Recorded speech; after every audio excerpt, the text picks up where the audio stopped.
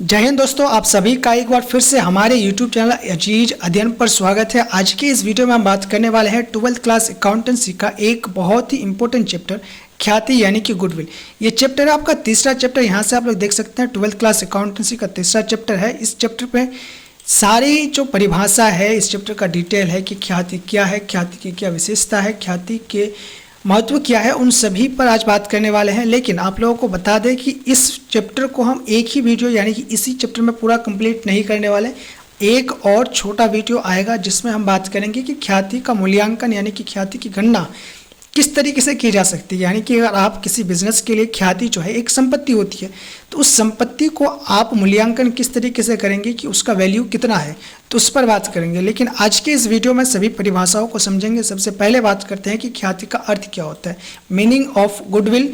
Goodwill का अर्थ क्या होता है, यहाँ देखिए। ख्याति का मतलब है किसी व्यवसाय की अच्छी साख और प्रतिष्ठा, मतलब कि उसकी प्रसिद्धि और लोगों में उसका विश्वास क्या है उससे, जिसकी वजह से ग्राहक बार बार उसी व्यापार से माल या सेवा लेना पसंद करते हैं। यह व्यवसाय की एक अदृश्य अमूर्त, मतलब कि उस संपत्ति को देखा नहीं जा सकता, मतलब ख्याति को देखा नहीं जा सकता और ना ही छुआ जा सकता है, संपत्ति है। लेकिन इसका बहुत अधिक महत्व है, मतलब कि ख्याति बहुत ज़्यादा इम्पोर्टेंट है। गुडविल किसी भी बिजनेस के लिए उसका नाम, उसका प्रसिद्धि, लोगों में उसका किस तरीके का इमेज है, वो बहुत ज़्यादा जरूरी है। अगले पॉइंट पर बढ़ते हैं। इसका परिभाषा समझते हैं। ये तो आप लोगों ने अर्थ समझा, लेकिन इसका परिभाषा देखिए। ख्याति का परिभाषा, डेफिनेशन ऑफ गुडविल, इसका परिभाषा देखिए। गुडविल वह अमूर्त संपत्ति है। यहाँ पे आपको पता चला कि गुडविल एक अमूर्त संपत्ति है, मतलब कि इसको छुआ या फिर देखा नहीं जा सकता है, जो किसी फर्म की अच्छी सेवा, ग्राहकों का भरोसा, स्थान, ब्रांड आदि के कारण बनती है। कोई भी कंपनी अगर ग्राहकों को अच्छी सेवा देगी, ग्राहकों के साथ अच्छा भरोसा बनाए रखेगी, अच्छी विश्वास रखेगा, सही प्रोडक्ट देगा और स्थान जो है उसका अच्छा रहेगा, तो उसकी जो ब्रांड वैल्यू है वो बढ़ती है और बनती है। और गुडविल जो है इसी संपत्ति को कहते हैं जो लोगों में उसका विश्वास है कि इस कंपनी का प्रोडक्ट मैंने खरीदा था, ये बढ़िया प्रोडक्ट है, बढ़िया कंपनी है, तो इसी कंपनी का हमें वही प्रोडक्ट इस्तेमाल करना है। तो ये क्या है, एक ख्याति है, मतलब उस बिजनेस का नाम को ही ख्याति बोला जा सकता है। अगले पॉइंट पर बढ़ते हैं कि ख्याति की उत्पत्ति कैसे होती है। मतलब कि किसी भी बिजनेस जब स्टार्ट होती है उस समय तो उसकी ख्याति नहीं होती, लोग उसको तो जानते भी नहीं होते, ख्याति कैसी होगी। तो उसका जो उस बिजनेस के प्रति जो ख्याति उत्पन्न होती है बाजार में, लोगों में, वो कैसे होती है उसको समझिए। ये ख्याति का उत्पत्ति एक लंबे समय तक ईमानदारी से किया गया व्यापार, अच्छी सेवा, ग्राहकों का संतोष और बाजार में अच्छी छवि यानी कि इमेज से होती है। ख्याति ऐसे नहीं बन जाता है कि आपने बिजनेस स्टार्ट किया और लोगों में आपकी ख्याति बन जाएगी, गुडविल बन जाएगी। तो गुडविल बनाने के लिए बिजनेस को सही तरीके से काम करना पड़ता है, सही प्रोडक्ट लोगों को देना पड़ता है, उनका विश्वास जीतना पड़ता है, तब जाके ख्याति का निर्माण होता है। जब कोई फर्म सालों तक अच्छी गुणवत्ता यानी कि क्वालिटी, सही दाम और बेहतर व्यवहार के साथ व्यापार करती है, तो ग्राहक उस पर भरोसा करने लगते हैं और यही भरोसा धीरे धीरे फर्म की ख्याति यानी कि गुडविल में बदल जाता है या फिर बनता है। तो आई होप कि आप लोग इतना तक तो समझ गए होंगे। अब पढ़ते हैं अगले पॉइंट को। यहाँ पे देखिए अगले पॉइंट की तरफ, ख्याति का महत्व क्या है, यानी कि इंपॉर्टेंस ऑफ गुडविल। गुडविल बहुत इंपॉर्टेंट चीज़ है, आपको पता है, लेकिन इसका महत्व किस तरीके से आप लिखेंगे। देखिए, ख्याति वह चीज़ है जो बताती है कि एक व्यापार कितना भरोसेमंद, मजबूत और सफल है। यह एक तरह का व्यापार है, व्यापार का गुड इमेज यानी कि अच्छी छवि होती है, जिससे लोग उस पर विश्वास करते हैं।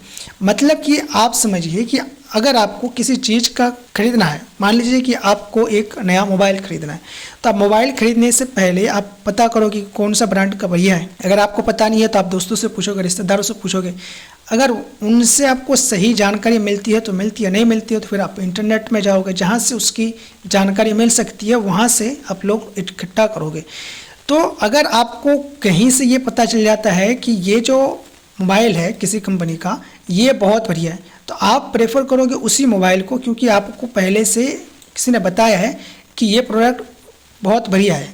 तो वो क्या है, आपका गुडविल है। तो गुडविल का महत्व यही है कि विश्वास, जिससे कि लोग बिजनेस पर विश्वास करते हैं। अब ख्याति के महत्व को निम्न पंक्तियों से आसानी से समझा जा सकता है। यहाँ पे कुछ लाइन लिखे गए हैं जिसके आधार पर आप ख्याति को आसानी से समझा जा सकता है। देखिए, if capital is lost nothing is lost, मतलब कि अगर संपत्ति खोया हुआ है तो कुछ भी नहीं खोया हुआ, मत यदि पूंजी चली जाए तो कुछ भी नहीं गया।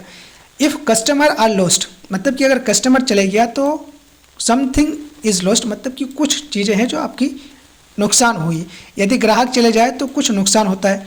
लेकिन अगर गुडविल चले जाए, यानी कि if goodwill is lost everything is lost, मतलब कि अगर आपका ख्याति चले जाए तो सब कुछ चला जाता है। तो बात यह है कि ख्याति सबसे ज़्यादा इम्पोर्टेंट है किसी भी बिजनेस के लिए। उसकी संपत्ति, उसकी कस्टमर से भी इम्पोर्टेंट है आपका गुडविल।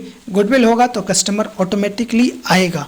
अगले पॉइंट की ओर बढ़ते हैं। यहाँ पे देखिए ख्याति की क्या विशेषता है, यानी कि कैरेक्टरिस्टिक्स ऑफ गुडविल, यानी कि लक्षण ख्याति की विशेषता है। देखिए आप लोग, अमूर्त संपत्ति होता है। ख्याति क्या है? एक अमूर्त संपत्ति होता है। आप लोगों को पता है पहले से ही। ख्याति को ना तो देखा जा सकता है और ना ही छुआ जा सकता है, लेकिन इसका व्यापार में बहुत अधिक महत्व होता है। तो ये क्या है? क्योंकि देखा नहीं जा सकता और ना ही छुआ जा सकता है, तो ये एक अमूर्त संपत्ति है। अगला पॉइंट, स्वैच्छिक रूप से अर्जित होती है ख्याति। देखिए, ख्याति समय के साथ अच्छी सेवा, सच्चाई और धीरे धीरे बनती है। एक दिन में ये नहीं बनती है, और ऐसा नहीं है कि आपने खराब प्रोडक्ट लोगों को दिया है तो आपकी अच्छी ख्याति बनेगी मार्केट में। तो ख्याति स्वैच्छिक और रूप से अर्जित की जाती है, आपकी मेहनत से बनती है।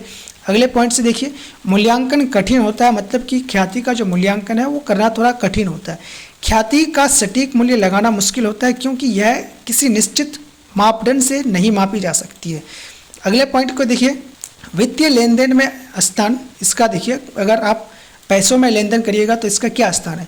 ख्याति का मूल्य तब पता चलता है जब फर्म को बेची जाती है, विलय होता है या फिर नए साझेदार आते हैं, तब ख्याति का मूल्यांकन तभी किया जाता है या फिर तभी पता किया जाता है। अगले पॉइंट को देखिए, अतिरिक्त लाभ का कारण, मतलब कि ख्याति के कारण ही अतिरिक्त लाभ होता है। जिन फर्मों की ख्याति अच्छी होती है वे सामान्य से अधिक लाभ कमाती है।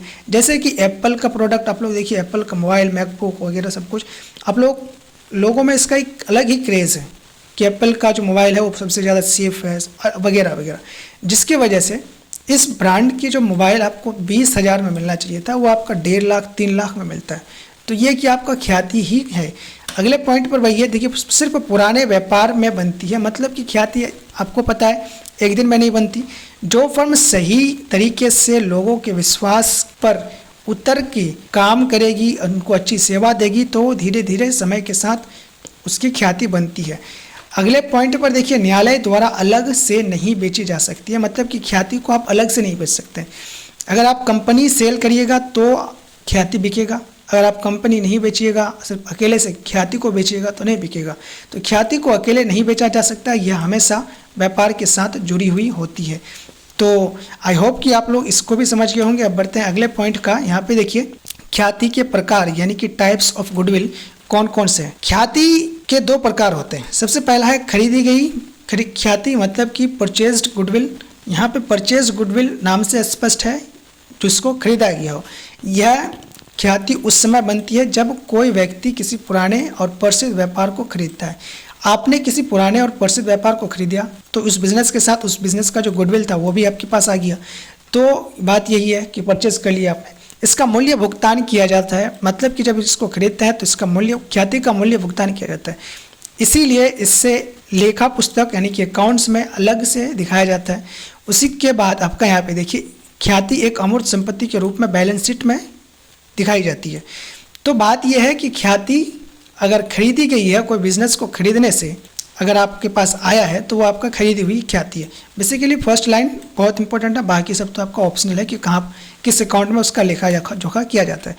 दूसरा यह है कि अर्जित की गई ख्याति, मतलब कि सेल्फ जनरेटेड गुडविल। यहाँ पे देखिए, ख्याति समय के साथ खुद की मेहनत से अच्छी सेवा ग्राहकों के भरोसे से बनती है। मतलब कि ये तो आपने खरीद के बनाया, ये आपने खुद की मेहनत से बनाया। तो ये बात यह है कि जो समय के साथ खुद की मेहनत और अच्छी सेवा और ग्राहकों के भरोसे से बनती है, तो उसका क्या कहते हैं? अर्जित की गई ख्याति कहते हैं। इसके लिए भुगतान नहीं किया जाता है, इसीलिए इसे लेखा पुस्तकों में नहीं लिखा जाता है। लेकिन अगर आप खुद के बिजनेस को, जो कि आपने शुरू किया और ख्याति बिल्ड किया, गुडविल बनाया, लेकिन अब आप बेचने के लिए जाइएगा, तो आप जब बेचिएगा तो फिर जो खरीदार होगा उससे फिर आप गुडविल या पैसा लीजिएगा। यह व्यापार के लिए असली साख होती है, किसी भी बिजनेस का ये साख होती है। अगर गुडविल नहीं है तो बिजनेस बहुत वीक होगा या फिर चलेगा ही नहीं। तो अगले पॉइंट की ओर बढ़ते हैं। यहाँ पे देखिए ख्याति का स्वभाव क्या होता है, नेचर ऑफ गुडविल। देखिए ख्याति दीर्घकालीन होता है, यानी कि लॉन्ग टर्म नेचर की होती है। ख्याति लंबे समय तक बनी रहती है, इसीलिए इसे अस्थायी यानी कि परमानेंट या फिर गैर चालू अमूर्त संपत्ति माना जाता है। यह कंपनी के खाते में इंटेंजिबल फिक्स्ड एसेट्स के रूप में दिखाया जाता है। उसके बाद अगला पॉइंट है टूट फूट नहीं होती है, क्योंकि आपको पता है ये ना इसको ना तो छुआ जा सकता है ना तो देखा जा सकता है, क्योंकि ये एक अमूर्त संपत्ति है। तो जब इसको छुआ ही नहीं जा सकता, ये भौतिक चीज़ नहीं है, तो इसको कितना भी इस्तेमाल करिए ना घिसावट होगा ना टूट फूट जाएगा, मशीन बिल्डिंग की तरह। उसी तरीके से तीसरा आपका स्वभाव इसका है मूल्य में उतार चढ़ाव। जिस तरीके से बाकी संपत्तियों में मूल्य में उतार चढ़ाव होता है, उसी तरीके से इसमें भी होता है। फ्लक्चुएशन इन वैल्यू, ख्याति का मूल्य समय समय पर बढ़ी भी सकता है और घट भी सकता है, यह व्यापार की स्थिति पर निर्भर करता है। अगला पॉइंट देखिए, व्यवसाय से अलग नहीं की जा सकती है। आप ख्याति को, किसी भी बिजनेस की ख्याति को उससे अलग नहीं कर सकते हैं। क्यों नहीं कर सकते हैं? क्योंकि यहाँ पे देखिए ख्याति को व्यापार से अलग नहीं किया जा सकता है, यह व्यापार का ही एक हिस्सा है, इसका स्वतंत्र अस्तित्व नहीं होता है। इसका क्या होता है? स्वतंत्र अस्तित्व नहीं होता है, इसीलिए अलग नहीं कर सकते हैं। इसको बेच तभी सकते हैं जब आप बिजनेस को बेचिएगा। अगले पॉइंट को देखिए, लाभ पर आधारित होती है, मतलब कि लिंक्ड विथ प्रॉफिटेबिलिटी। जिस व्यापार का लाभ अधिक होता है उसकी ख्याति भी अधिक होती है। कम लाभ होने पर ख्याति का मूल्य भी कम हो जाता है। तो मतलब कि जिस व्यापार का लाभ अधिक होता है या फिर ख्याति अधिक होता है उसको प्रॉफिट अधिक होता है, और जिसका ख्याति कम होता है तो उसका प्रॉफिट कम हो जाता है या फिर उसका मूल्य भी कम होता है। अगला पॉइंट देखिए, अकेले नहीं बेची जा सकती। तो ख्याति को आप अकेले अलग से नहीं बेच सकते। ख्याति का स्वतंत्र रूप से नहीं बेचा जा सकता, यह हमेशा व्यापार के साथ ही बेचा जा सकता है। अगला पॉइंट अमूर्त संपत्ति है, ख्याति को देखा, छुआ या फिर मापा नहीं जा सकता, इसका मूल्य होता है। अगला पॉइंट देखिए, काल्पनिक नहीं होती है। ख्याति कोई नकली या फिर बनावटी संपत्ति नहीं है, बल्कि यह व्यापार की असली प्रतिष्ठा और ग्राहकों के भरोसे पर आधारित होती है। तो ख्याति एक अमूर्त लेकिन बहुत ही महत्वपूर्ण संपत्ति है। आई होप कि आप लोग इसको भी समझ गए होंगे। तो आज के लिए इतना ही, मिलेंगे अगले वीडियो में जिसमें हम बात करेंगे कि ख्याति का मूल्यांकन किस तरीके से किया जाता है। उस वीडियो को देखिएगा जरूर, क्योंकि वो वीडियो बहुत इंपॉर्टेंट है। तो आज के लिए इतना ही, मिलेंगे अगले वीडियो में। जय हिंद, जय भारत।